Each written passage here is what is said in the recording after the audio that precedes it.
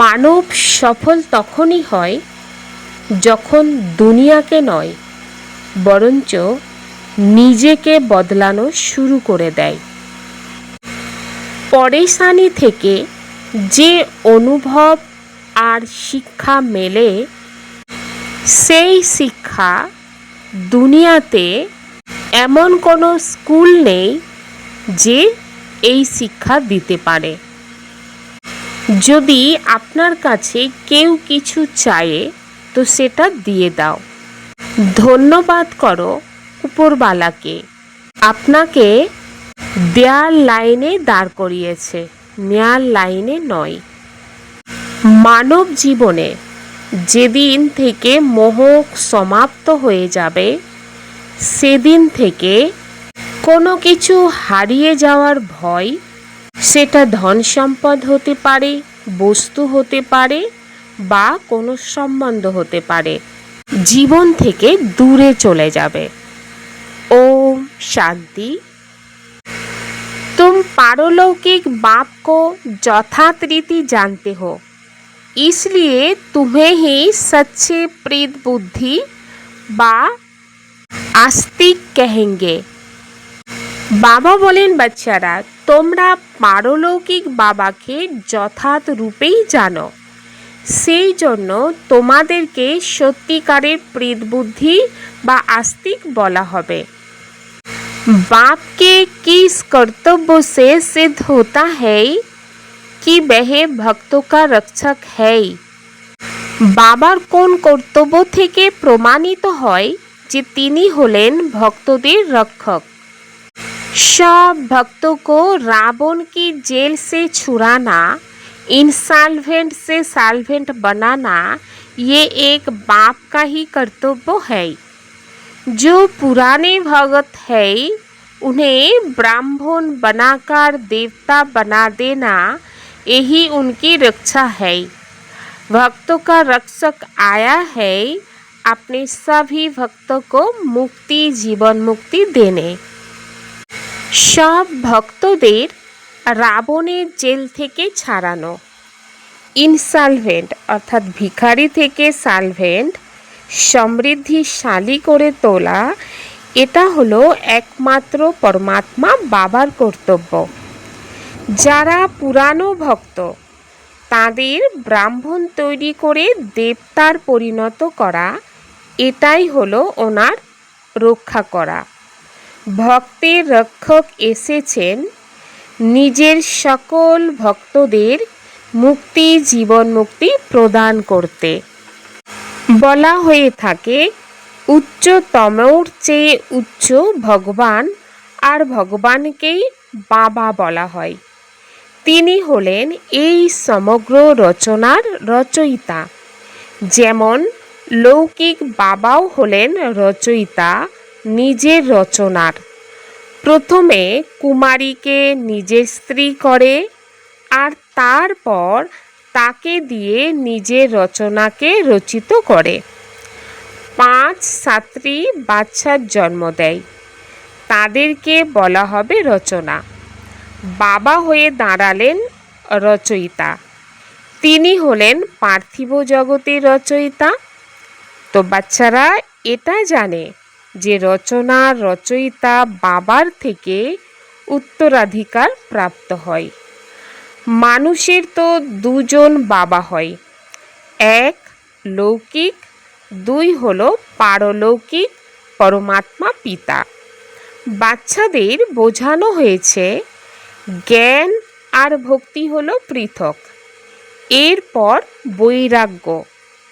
এই সময় তোমরা বাচ্চারা সঙ্গমে বসে আছো, আর বাকি সবাই কলিযুগেই বসে আছে। সবাই তো হলো বাচ্চা, কিন্তু তোমরা অসীম জগতের বাবাকে জেনেছ, যিনি হলেন সমগ্র রচনার রচয়িতা। লৌকিক বাবা থাকা সত্ত্বেও সেই পারলৌকিক বাবাকে স্মরণ করে। সত্যযুগে লৌকিক বাবা থাকলেও পারলৌকিক বাবাকে কেউ স্মরণ করে না। কারণ হলো সুখধাম, সেই পারলৌকিক বাবাকে দুঃখে স্মরণ করে। এখানে অধ্যয়ন করানো হয়, মানুষের বোধ জাগ্রত করা হয়। ভক্তি মার্গের মানব বাবাকেও জানে না, বলে যে পরমপিতা পরমাত্মা, হে গডফাদার, হে দুঃখ হরণকারী সুখদাতা। তবুও বলে দেয় সর্বব্যাপী, পাথরের কণায় কণায়। কুকুর বিড়াল সবার মধ্যে আছে। তো পরমাত্মা বাবাকে এইভাবে গালি দিতে লেগে যায়। तुम बाप के बने हो तो तुम हो गए आस्तिक, तुम्हारी बाप के साथ प्रीत बुद्धि है, बाकी सबकी बाप के साथ विपरीत बुद्धि है। अब तुम जानते हो महाभारी लड़ाई भी सामने खड़ी है। বাবা বলেন, এখন তোমরা বাবার হয়েছো, তাই তোমরা হয়ে গিয়েছো আস্তিক। বাবার সাথে তোমাদের হলো প্রীত বুদ্ধি। এছাড়া বাবার সাথে সবার হলো বিপরীত বুদ্ধি। এখন তোমরা জানো যে মহাভারী লড়াই সম্মুখে দাঁড়িয়ে আছে। পুরানো দুনিয়ার বিনাশের জন্য প্রতি 5000 বছর পরে কলিযুগী প্রতি দুনিয়ায় সম্পূর্ণ হয়ে আবার সত্যযুগী পবিত্র দুনিয়া স্থাপন হয় বাবার দ্বারাই, যাকে স্মরণ করতে হয়, হে পতিত পাবন এসো, হে মাঝি অর্থাৎ পারাপার করাতে সক্ষম যিনি, আমাদের এই বিষয় সাগর থেকে বের করে ক্ষীর সাগরে নিয়ে যাও। গান্ধীজিও গাইতেন, পতিত পাবন সীতারাম, হে রাম সব সীতাদেরকে পবিত্র করে তোলো। তো তোমরা সবাই হলে একজন সীতা ভক্তগণ। তিনি হলেন ভগবান, সকলেই ওনাকে ডাকে। তিনি তোমাদের পতিত থেকে পবিত্র করে তুলছেন, তোমাদের কোথাও ধাক্কা খাওয়ায় না। এই রকম বলে না যে তীর্থে যাও, কুম্ভের মেলাতে যাও, না, এই সব নদী কোনো পতিত পাবনই না। পতিত পাবন হলেন এক জ্ঞানের সাগর। সাগর বা নদীকে কেউ স্মরণ করে না, ডাকে বাবাকে, হে পতিত পাবন বাবা আমাদের পবিত্র করো। এছাড়া জলের নদীগুলি তো সমগ্র দুনিয়াতেই আছে, সেই সব কি আর পতিত পাবনই? পতিত পাবন একমাত্র বাবাকেই বলা হয়। তিনি যখন আসবেন তখন এসে পবিত্র করবেন। ভারতের মহিমা খুবই গুরুত্বপূর্ণ। ভারত হলো সব ধর্মের তীর্থস্থান। শিব জয়ন্তী এখানে পালিত হয়ে থাকে। সত্যযুক্ত হলো পবিত্র দুনিয়া, সেখানে দেবী দেবতারা থাকেন। দেবতাদের মহিমা সুখ্যাতি করা হয়। সর্বগুণ সম্পন্ন, 16 কলা সম্পূর্ণ চন্দ্রবংশীদের 14 কলা বলা হবে।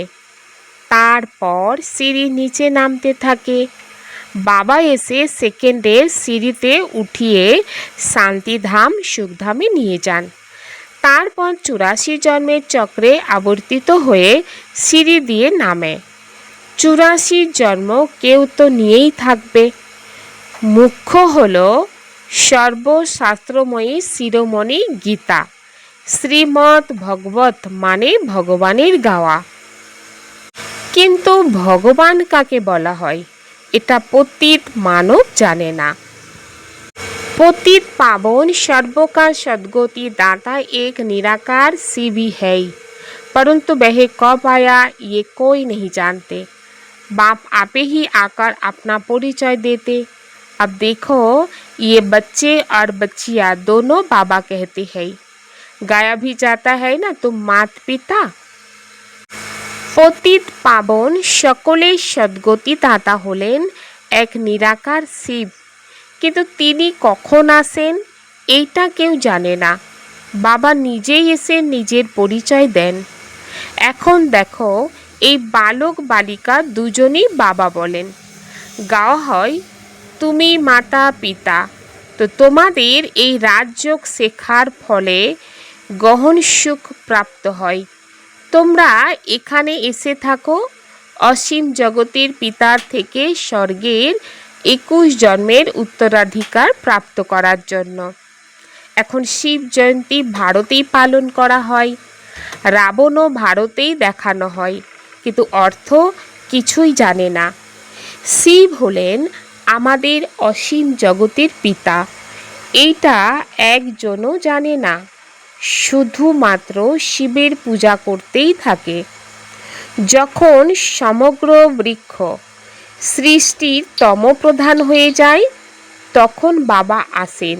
নূতন দুনিয়াতে ভারত স্বর্গ ছিল, ভারতেই সত্যযুগ ছিল, ভারতেই এখন হলো কলিযুগ। তো বাবা বোঝান সর্বপ্রথম তোমরা স্বর্গের মালিক ছিলেন, এখন তোমরা 84 জন্ম ভোগ করে নরকবাসী হয়েছ। এখন আমি তোমাদের রাজযোগের শিক্ষা দিয়ে মানব থেকে দেবতা, পতিত থেকে পবিত্র তৈরি করছি। ভক্তি অর্থাৎ ব্রহ্মার রাত, জ্ঞান অর্থাৎ ব্রহ্মার দিন। তোমরা অর্থাৎ ব্রহ্মা কুমার কুমারীরা দিনে যাও। এই পুরানো দুনিয়াতে এখন আগুন লাগবে। সেই মতো মহাভারত লড়াইয়ের পরে ভারত স্বর্গে রূপান্তরিত হয়ে যায়। অনেক ধর্ম বিনাশ হয়ে এক ধর্মের স্থাপন হয়। তো বাচ্চারা, তোমরা বাবার সহযোগী হয়ে আদি সনাতন দেবী দেবতা ধর্মের স্থাপনা করছো। তোমরা স্বর্গের মালিক হওয়ার যোগ্য হয়ে গেলে তখন আবার বিনাশ শুরু হয়ে যাবে। এই হলো শিব বাবার জ্ঞান যজ্ঞ। আবার শিব বলো বা রুদ্র বলো, হ্যাঁ রুদ্রযজ্ঞ বলা হয়, তবে কৃষ্ণর জ্ঞান যজ্ঞ কখনো এই কথা বলা হয় না। আর বাবা বলেন যে সত্যযুগ ত্রেতাতেও যজ্ঞ হয় না। তাহলে যজ্ঞ কখন হয়? যজ্ঞ তখন রচনা করা হয় যখন উপদ্রব হয়। চাল ডাল না হলে বা লড়াই শুরু হলে তো যজ্ঞ রচনা হবে। কিসের জন্য? শান্তির জন্য। তো বাচ্চারা, তোমরা জানো যে বিনাশ না হলে তো ভারত স্বর্গ হতেই পারবে না। ভারত মাতা শিব শক্তি সেনা গাওয়া হয়েছে, বন্দনা পবিত্রতারই করা হয়। তোমাদের অর্থাৎ মাতাদের বন্দে মাতরম বলা হয়, কারণ তোমরা শ্রীমত অনুযায়ী ভারতকে স্বর্গ তৈরি করছো। अब बाप कहते हैं मौत तो सबके सिर पर खड़ा है, इसलिए अब ये एक जन्म पवित्र बनो और बाप को याद करो, तो तुम तमो प्रधान से सतो प्रधान बन जाएंगे। अभी तुम शूद्र से ब्राह्मण बन फिर देवता बनेंगे, ये कोई नई बात नहीं है। कल्प कल्प और 5000 वर्ष बाद ये चक्र फिरता रहता, नर्क से स्वर्ग बनता है। এখন বাবা বাচ্চাদেরকে বলছেন যে মৃত্যু তো সকলের মাথার ওপর দণ্ডায়মান, সেই জন্য এক জনম পবিত্র হও আর বাবাকে স্মরণ করো, তবে তোমরা তমপ্রধান থেকে শতপ্রধান হয়ে যাবে। এখন তোমরা শূদ্র থেকে ব্রাহ্মণ হয়ে আবার দেবতা হবে, এইটা কোনো নতুন ব্যাপার না। কল্প কল্প প্রতি 5000 বছর পরে এই চক্র আবর্তিত হতে থাকে, নরক থেকে স্বর্গ তৈরি হয়। পতিত দুনিয়াতে মানব যা কিছু কর্ম করে সেইটা বিকর্ম হয়ে যায়। বাবা বলেন যে 5000 বছর পূর্বেও তোমাদের কর্ম অকর্ম বিকর্মের গতি বুঝিয়েছিলাম, এখন আবার তোমাদের বোঝাচ্ছি।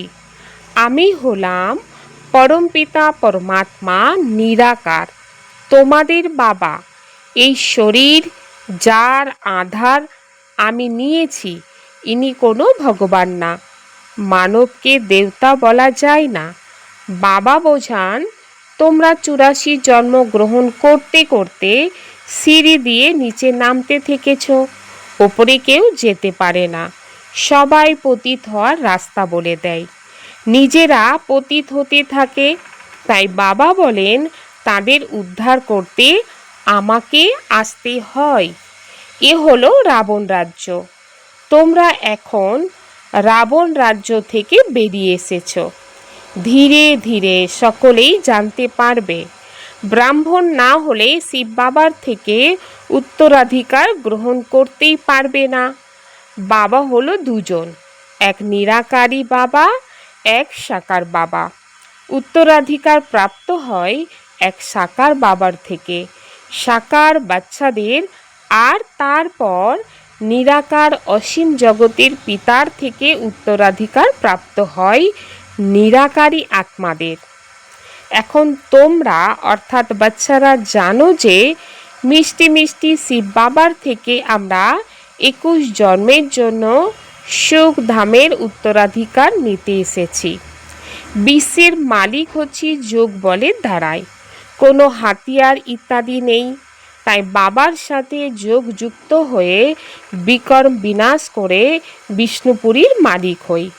এখন অমর লোকে যাওয়ার জন্য অমর কথা শুনছি, দুঃখের নামটুকুও নেই। তো বাচ্চারা, তোমরা এসেছ শ্রীমত অনুযায়ী চলে অসীম জগতের বাবার শ্রেষ্ঠতম দেবী দেবতা হতে। এইটা কোনো শাস্ত্রের জ্ঞান না।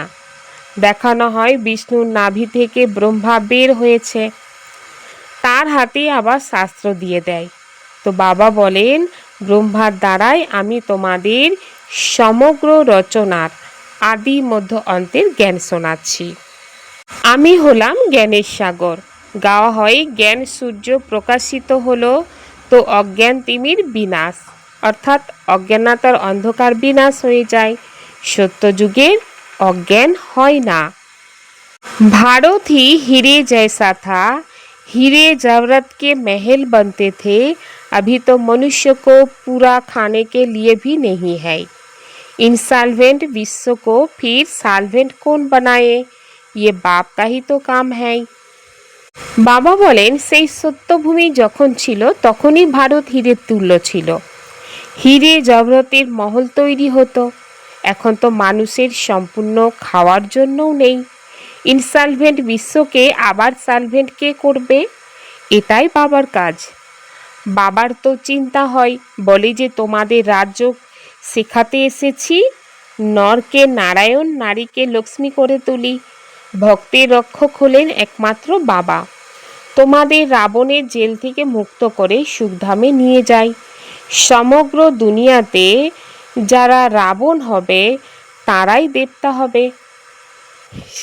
অর্থাৎ যেসব আত্মারা কলিযুগে রাবণ হয়ে গিয়েছে, তো বাবা এসে তাদেরকে ব্রাহ্মণ বানাচ্ছে, আবার ব্রাহ্মণ থেকে দেবতা বানাচ্ছে। श्रीमत पर चलकर श्रेष्ठ ते श्रेष्ठ देवता बनना है, सारे विश्व की सच्ची सच्ची रूहानी सेवा करनी है। आदि सनातन देवी देवता धर्म की स्थापना में बाप का पूरा मददगार बनना है। বাবা বলেন বাচ্চারা, এখন তোমাদের শ্রীমতে চলে শ্রেষ্ঠ থেকেও শ্রেষ্ঠতর দেবতা হতে হবে। সমগ্র বিশ্বের জন্য সত্যিকারের আত্মিক সেবা করতে হবে। আদি সনাতন দেবী দেবতা ধর্মের স্থাপনাতে সম্পূর্ণরূপে বাবার সহায়ক হতে হবে। आत्मा को सच्चा सोना बनाने के लिए एक बाप के सिवाय किसी भी देहधारी को याद नहीं करना है। पारलौकिक बाप से सच्ची सच्ची प्रीत रखनी है। বা বলেন আত্মাকে সত্যিকারের সোনা বানানোর জন্য এক পরমাত্মা বাবাকে ছাড়া কোনো দেহধারীকে স্মরণ করবে না। পারলৌকিক বাবার সাথে সত্যিকারের প্রীত রাখতে হবে। আত্মিক উন্নতির সাধনের মাধ্যমে सर्व परिस्थितियों पर विजय प्राप्त करने वाले अकाल मूर्त भव। বাবা বাচ্চাদেরকে বলছেন যে আত্মিক উন্নতির যে সাধন, সেই সাধনের মাধ্যমে সকল পরিস্থিতিকে জয় করে অকাল মূরত হতে হবে। শরীর নির্বাহনের জন্য যেমন অনেক সাধন আপন করে নাও, তেমনি আত্মিক উন্নতির সাধন আপন করে নাও। এর জন্য সর্বদাই অকাল মূরত স্থিতিতে স্থির হওয়ার অভ্যাস করো। যে নিজেকে অকাল মূরত আত্মা মনে করে চলে, সে অকাল মৃত্যুর থেকে সর্ব সমস্যা থেকে মুক্ত হয়ে যায়। মানসিক চিন্তা, মানসিক পরিস্থিতি দূর করার জন্য কেবল নিজের দেহবোধকে দূর করতে থাকো। कोई भी बात जो बार बार फील करता है वह फाइनल में फेल हो जाता है। বাবা বলেন, যে কোনো কথা যা বারবার ফিল করার তা পরিশেষে ফেল হয়ে যায়। সদা হাসি খুশি থাকার জন্য নিজের নেচারকে সরল বানাতে হবে, সহ্যশীল হতে হবে। হাসি খুশি থাকা মানবের স্মরণ শক্তির বিষ্ণু রূপে দেখানো হয়েছে। বিষ্ণু ক্ষীর সাগরে আরামের সঙ্গে বিশ্রামরত অবস্থায় জ্ঞানের মন্থন করে হাসি খুশি হচ্ছেন। তাই হাসি খুশি থাকার সাধন হলো জ্ঞানের মন্থন। যে যত জ্ঞানের মন্থন করে সে ততই হাসি খুশি থাকে। কোনো পরিস্থিতি তাদের হিম্মত, উৎসাহ, উদ্দীপনা কম করতে পারে না। তারা সহনশীলতার শক্তির দ্বারাই প্রতিটি পরিস্থিতিকে সহজে পার করে নেয়। ওম শান্তি।